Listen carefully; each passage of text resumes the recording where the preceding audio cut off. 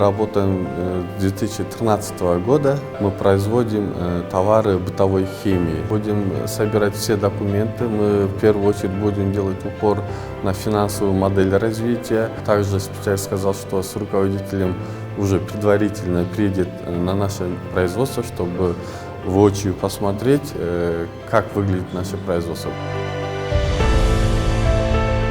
Сегодня мы провели очередной день открытых дверей. Более 80 человек сегодня пришли на консультации в Российско-Кыргызский фонд развития. Мы отобрали ряд интересных проектов. В течение всего года мы постараемся объехать каждый регион нашей страны и провести встречи на уровне областей и районов с местными предпринимателями.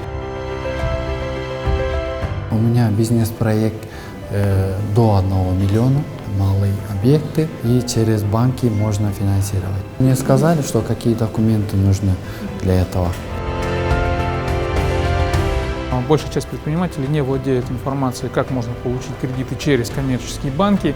Мы обязательно будем корректировать и модернизировать этот продукт, проводить работу с коммерческими банками, чтобы они старались предоставлять ресурсы Российско-Кыргызского фонда, а не замещали ресурсами из других источников.